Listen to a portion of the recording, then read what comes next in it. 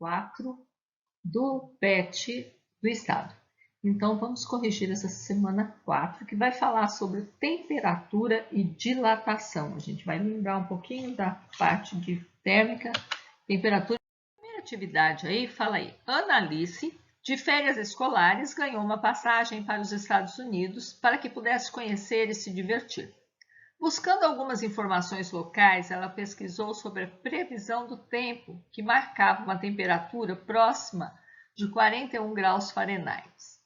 Baseado nessa informação, Ana Alice começou a preparar as malas e nelas são colocados shorts, camisetas, demais roupas leves, chinelos e sandálias. Ana Alice acertou na escolha das suas vestimentas?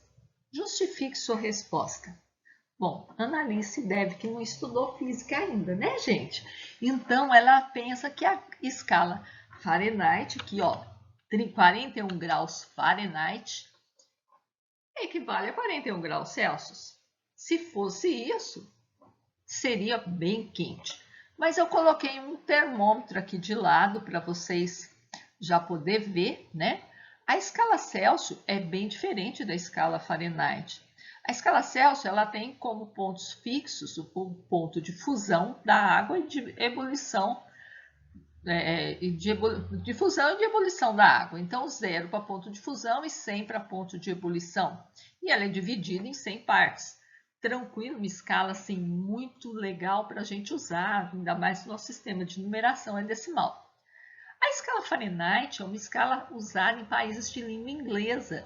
E aí, aquele negócio envolve muita história. Quando foi feito o Sistema Internacional de Unidades, a Inglaterra, foi na França que foi feita essa reunião.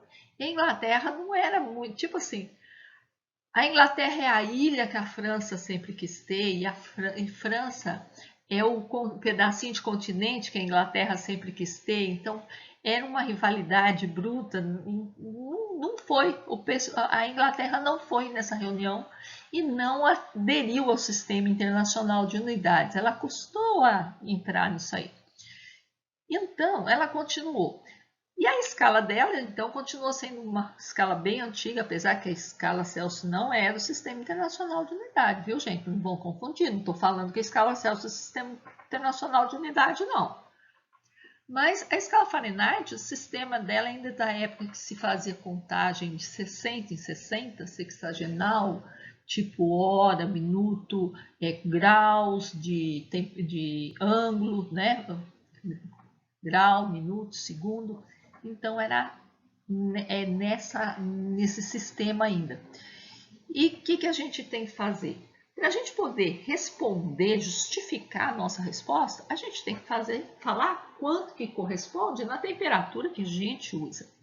E existe uma fórmula para isso, mas eu não gosto de usar fórmula, eu não indico para ninguém usar fórmula, porque fórmula você tem que decorar e aquilo que você decora, você esquece e na hora dá branco. Então você tem que entender o porquê. Isso aqui é como se fosse um feixe de retas paralelas cortado e as temperaturas são os cortes transversais. E a gente acha isso muito fácil pelo teorema de Thales. É bom você saber por quê. Bom, você sabe os pontos, a gente sabe os pontos fixos da escala Celsius, a gente sabe os pontos fixos da escala Fahrenheit. Agora, por que eu tenho que fazer, que eu devo fazer por teorema de Thales? Para me treinar, para me acostumar, porque se um dia aparecer um problema que não seja uma escala conhecida, eu sei como sair sem precisar de fórmula, né, gente? Então, vamos lá, vamos na prática aí. Então, ela quer saber se ela acertou na escolha. Então, vamos imaginar que cada linha azul aí é uma das escalas.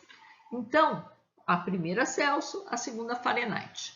Então, aqui, ó, vamos colocar aqui. Nessa linha amarela, eu vou colocar o ponto de fusão da água, 0,32. Na de cima, de ebulição, que são os pontos fixos que eu conheço, 100 e 212. Agora, eu quero o quê? Eu quero 41 Fahrenheit. Então, vou colocar 41 Fahrenheit, vai ser X. E aí, o que eu vou fazer? Por teorema de Thales. A parte está para o todo. Então, x menos 0 está para 100 menos 0. E do jeito que eu pegar de um lado, eu vou pegar do outro. Assim como 41 menos 32 está para 212 menos 32. Agora, acabou. Já pensei tudo que precisava pensar. Agora é só trabalho braçal, é só fazer continha. Então, x menos 0 sobre 100 menos 0 é x sobre 100. 41 menos 32, 9. 212 menos 32, 180. Bom, quem me conhece melhor, tem me acompanhado, sabe que eu não saio fazendo conta. Eu saio dividindo lá o 9 e com 180 dá para mim dividir tudo por 9 aí. 9 por 9 dá 1, 180 por 9 vai dar 20. Eu dividiria embaixo também, tá? Dividiria 100 por 20 ou 20 por 20, mas vamos fazer diferente dessa vez. Vamos levar esse 100 para o outro lado, multiplicando. 100 vezes 1, 100, dividido por 20, eu acho que a temperatura é 5 graus Celsius. Então, gente, ela acertou na escolha? Claro que não, 5 graus Celsius é frio, muito frio. E ela devia ter levado o quê? Devia ter levado mais casaco, bota, umas roupinhas mais quentes, né? Então, a resposta que eu daria seria isso. Não, porque 41 graus Fahrenheit corresponde a 5 graus Celsius, que é uma temperatura que exige vestimentas mais quentes. 2. A temperatura de fusão do nitrogênio é de menos 210 graus Celsius. Do cloro é de 101,5 graus Celsius. Da água é de 0 graus Celsius. Determine essas temperaturas de fusão na escala Kelvin. Bom, então não sei se eu falei na questão anterior, eu desgravei e gravei ela tantas vezes que eu nem lembro. Mas escalas Celsius e Fahrenheit são escalas relativas, quer dizer, elas usam um produto que nem a Celsius, usa água, que é um líquido quase que universal, para fazer sua comparação. Agora, a escala Kelvin é uma escala absoluta, quer dizer, temperatura é o quê? É medida do estado de agitação das moléculas. Então, o zero deveria ser quando as moléculas não têm mais agitação nenhuma, ou seja, quando a energia cinética delas é zero. Isso a gente não consegue. Até em laboratório não se consegue fácil isso não. O que acontece? Kelvin, o Lord Richard Thomson Kelvin, ele foi estimando e fez os cálculos de quando a energia cinética das partículas, quer dizer, seria zero, quer dizer, elas não teriam mais movimentação, elas parariam.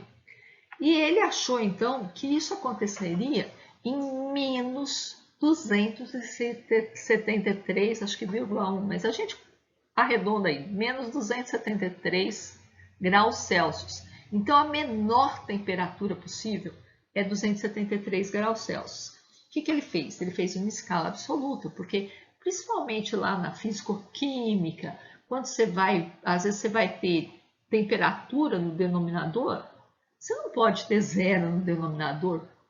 Não pode, às vezes, conforme o seu experimento, você não pode ter temperatura negativa.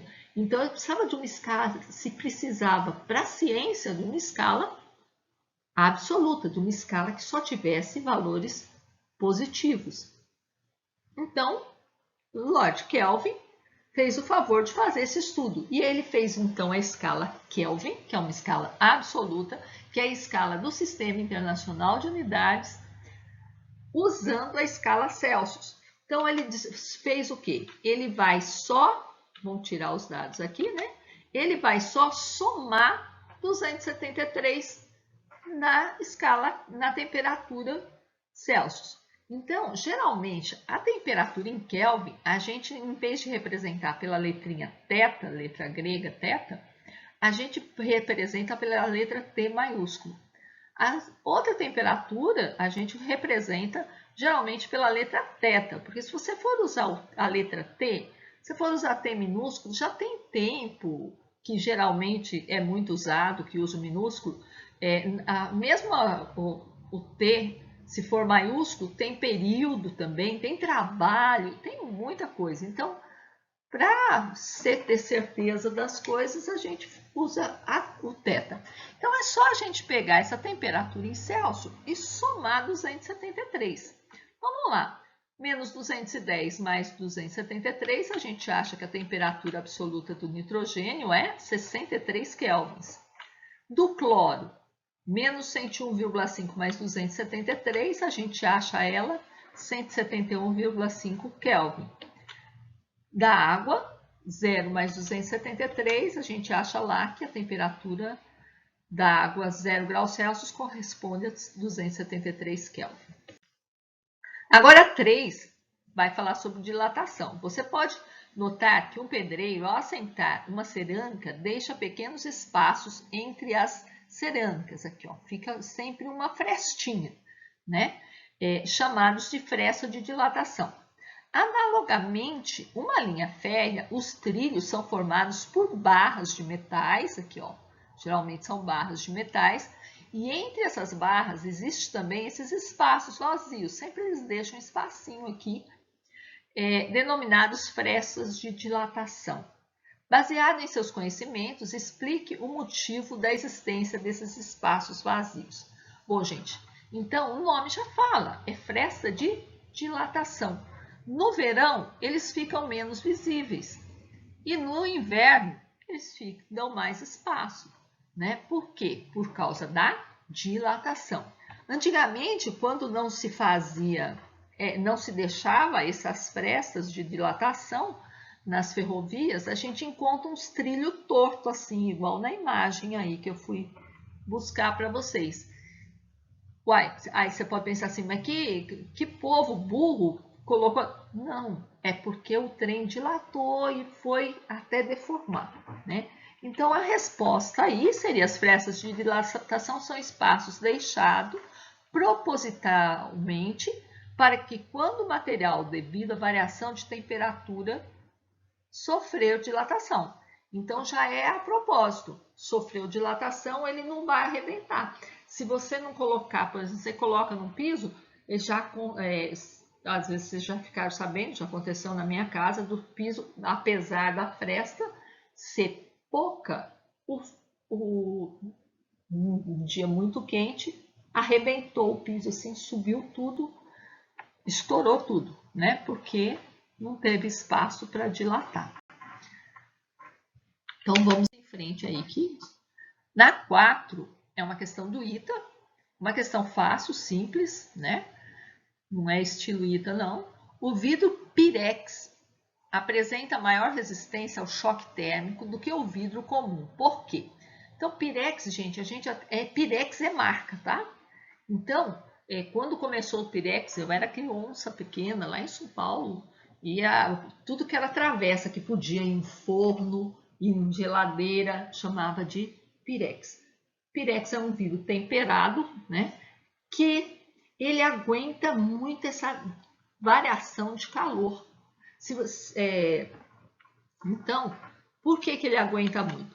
A gente sabe aqui, ó, a dilatação, o tanto que o corpo vai dilatar, e essa formulinha aqui, gente, eu estou falando em dilatação linear, mas ela é a mesma para superficial e volumétrica. O que vai mudar se você for mexer com superficial? Você vai trocar o L por S e o alfa por 2 vezes o alfa, que é o beta, porque você vai crescer em 2 direções. Se você for falar em volumétrica, você vai trocar o alfa por gama, que é 3 vezes o alfa. Por quê? No volume, você está crescendo em 3 direções. Então, por isso que dá para... O que vai contar aqui? O coeficiente de dilatação. Quanto maior o coeficiente de dilatação, maior vai ser a dilatação por um mesmo tamanho inicial e uma mesma variação de temperatura. Então, igual, como que a gente corta vidro, né? Eu já fiz muito copo de garrafa quando era criança. A gente passa um barbante, geralmente embebido em álcool, não façam isso em casa, sem supervisão de adultos, e punha fogo. Aí o que acontecia? Quebrava certinho ali. Por quê? Porque o vidro dilata, ele aquece, ele dilata. dilata onde está aquecendo. Por isso que às vezes você põe café no copo e o copo trinca em cima do mármore. Porque você teria que deixar ele cheião mesmo, porque senão tem aquela diferença de temperatura. O vidro é muito rígido, não é a rigidez dele, é por causa da dilatação. Então, uma parte dilata, a outra não dilata, ele quebra. Então, esse coeficiente de dilatação do Pirex, ele é bem baixo, por isso que ele suporta aí no forno, no micro-ondas e para a geladeira, ele suporta toda essa variação. E a 5, fala aí, uma barra constituída de um metal cujo coeficiente de dilatação térmica é 2,5 vezes 10 a menos 5, então vamos tirar esse dado, tem a 0 graus Celsius, temperatura inicial, comprimento de 2 metros. Então aqui, ó, repara que ele está dando a resposta com 4 casas depois da vírgula. As minhas respostas devem ter 4 casas depois da vírgula, tá? 5 algarismos significativos. Ao ser aquecida até a temperatura de 150 graus Celsius, então a temperatura final aqui é 150. Seu comprimento aumenta. Claro, aqueceu, dilatou. Na letra A ele pergunta, qual a dilatação linear sofrida pela barra? Então vamos lá, dilatação linear é o ΔL. Então ΔL é comprimento inicial, coeficiente de dilatação, variação de temperatura. Eu tenho aqui, ó, temperatura inicial e temperatura final. Calculo a variação de temperatura. Sempre que você vê delta em física, final menos inicial. Então, vamos lá. 150 menos 0, a variação de temperatura é 150. Nada me impede de calcular a variação agora, a dilatação linear. Então, vamos lá. Troquei o L0 por 2, o alfa por 2,5 vezes 10 a menos 5 e o delta θ por 150. 2 vezes 2,5 é 5. 5 vezes 150 é 750 e o 10 a menos 5 está aqui. Só que essa resposta não é uma resposta de uma resposta que se apresente. Uma resposta tem que estar ou em número puro ou em notação científica. Então, vamos tirar essas duas casas aqui, né, para deixar em notação científica. Seria 7,5 vezes 10 a menos 3 metros. Mas 10 a menos 3 é um prefixo mili, né? Então, isso seria 7,5 milímetros. Ou, se eu quiser dar lá na resposta as casas decimais todas, 0,0075 metros. Aí na letra B ele pergunta, qual o comprimento da barra a 150 graus Celsius? Então, o comprimento da barra, eu vou voltar aqui, ó, o ΔL vai ser comprimento final menos comprimento inicial. Então, o comprimento da barra vai ser o quê? Vai ser o comprimento inicial mais a dilatação. Aí é só somar, eu vou achar 2,0075 milímetros, ou 2 inteiros e 75 décimos de milésimos de metro. Então é isso, gente. Com isso acaba o PET oficial do Estado e daqui 2 semanas começa o novo bimestre, o segundo bimestre a partir do dia 7 de maio. Espero vocês até lá e desculpa o vídeo grande aí, mas eu vou ainda pedir que, se gostou, deixa um joinha. Se não entendeu alguma coisa, pode perguntar lá nos comentários que eu vou ter prazer em te responder.